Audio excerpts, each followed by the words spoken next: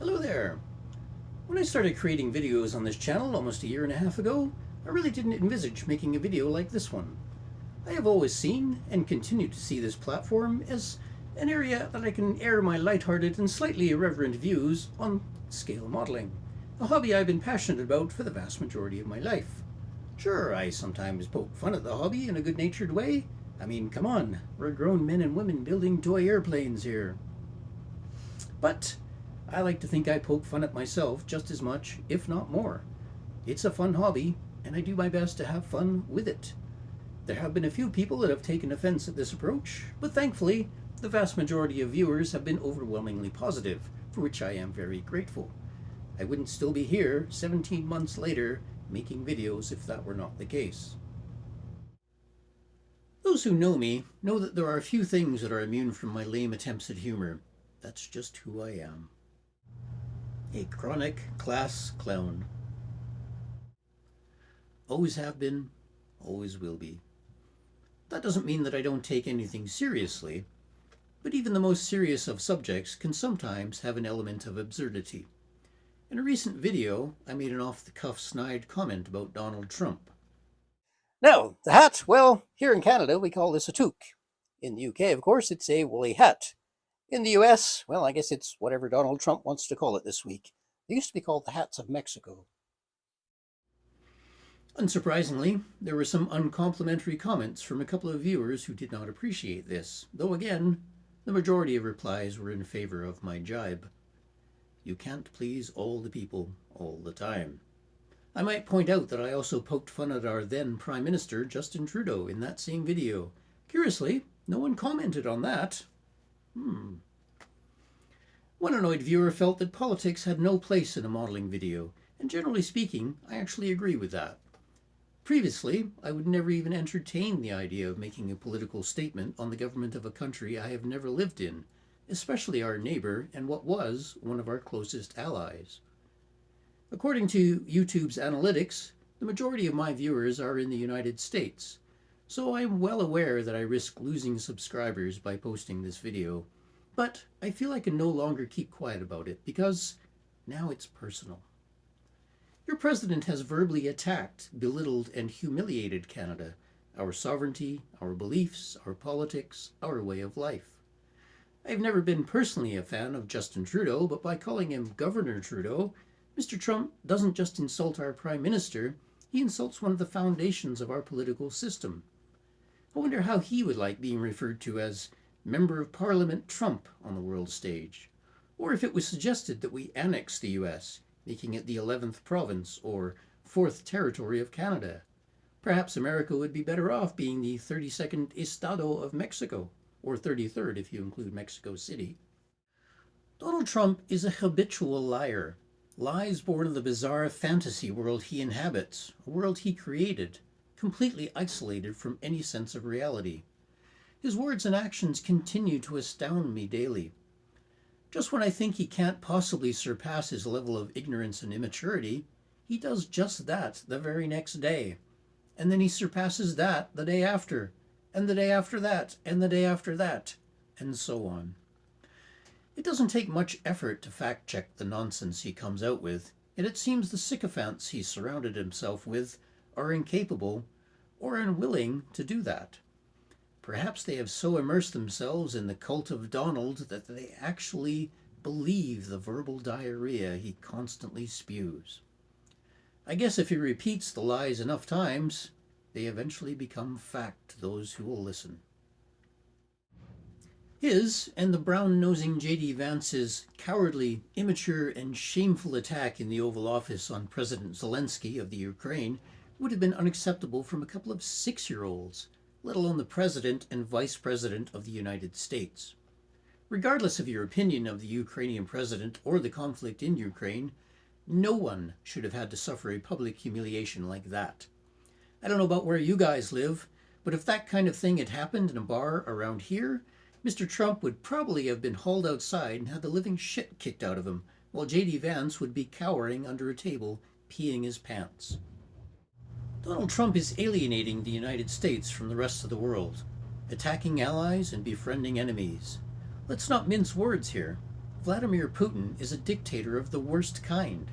He invaded a sovereign country to satisfy his own maniacal empirical aspirations.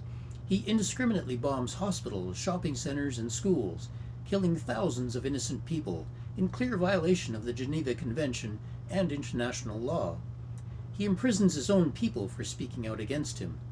His critics and political adversaries mysteriously die from illnesses and accidents with frightening regularity. This is the kind of person Donald Trump admires and calls a friend. This is the man Trump makes deals with on one hand, all the while breaking long-standing deals with former allies with the other. Russia may not technically be communist anymore, but Putin would dearly like to return it to those days. If this were the McCarthy era, Donald Trump would be arrested for having communist affiliations. I get that those people who voted for Mr. Trump are frustrated by the current state of affairs. I understand you wanted a change from the tired old political system you've had to endure. I'm frustrated too. I want change too. Everyone I know is frustrated. People are struggling to get by, and we're all very tired of watching the rich get richer while we get poorer. Maybe you feel past governments have created this environment and left you impoverished, underrepresented, manipulated, taken advantage of, powerless. Well, that's how I feel about our political system anyway. America is, or was, a great country, but it is broken. It does need fixing. Canada is broken too. Every country on the planet is broken to some degree or another. Nowhere is perfect. Our glorious leaders are nothing more than ineffectual puppets of the corporations that really run the world. And I'm fairly certain that corporations have no interest in bettering the lives of the average Joe. But the thing you have to realize is that our society really wasn't made by or for the likes of you and I. It wasn't made by the working class or the poor or society's minorities, and it certainly wasn't created to benefit any of those people. The world we live in was made by the rich for the rich, because wealth gives them the power to shape society to suit their own self-serving needs. It's the way pretty much every empire in history has been shaped, and unless we can somehow abolish basic human greed, I'm sure it will continue to be that way in the future, if we have a future. So given all of that, I have to ask the MAGA supporters, how did you think that electing a billionaire as president was going to make your life better? Generally speaking, you don't get to be a billionaire by being a kind, compassionate person who enacts policies that benefit mankind, and certainly not the lower and middle classes or minorities. No, you get to be a billionaire by being a greedy, manipulative, self-serving cunt with sociopathic tendencies. Surprise, surprise, that's who your president is proving himself to be on a daily basis. So ask yourself this: what is your vision of a great America? What was it that made it a great country, and why does it no longer stand up to that ideal?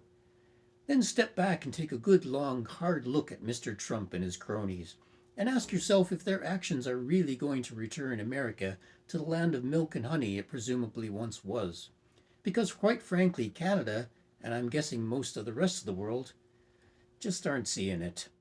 I agonized for days about making this video, and I'm sure I'll continue to long after it's published. My detractor is quite right.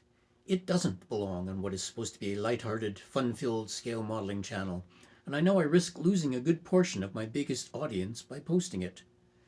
But I needed to say it, because it's been occupying my mind constantly these days, and I need to get it out there, for better or worse. It is not in any way intended to be a criticism of America or Americans, just of one man, and I hope it is taken as such. If Donald Trump's actions were only affecting the United States, then it would be none of my business. But he has made it my business, and the business of all Canadians, so I'm damned if I'm going to stay silent about it. If the situation were reversed, I'm sure most Americans would feel the same. I certainly don't have the answers. I don't know what it will take to make America, or any country for that matter, great. But surely, letting a bunch of billionaires have free rein to demolish the very foundations of a country with no checks or balances is not the way to do it. I do know this, however. Most of the great empires in our history eventually self-destructed, and there was one factor that either caused that destruction directly or is at least a major contributor to their demise. Whether it be the Roman, Greek, Byzantine, Persian, Egyptian, or Mongol empires, whatever, they all eventually collapsed because the elites took far more than their share of income and resources. When the workers can't afford to buy the products they produce, the economy becomes unsustainable and it collapses. The same thing is happening today. The gap between the rich and the poor is widening, and we're well on our way to becoming yet another fallen empire. As usual with us humans, we don't learn from our past. Donald Trump is our modern-day Nero, playing golf while watching Rome burn. If you've made it this far, thank you very much for watching.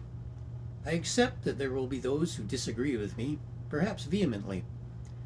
Before jumping on your keyboards and regurgitating the MAGA playbook of vitriol and hatred, all I ask is that you ask questions.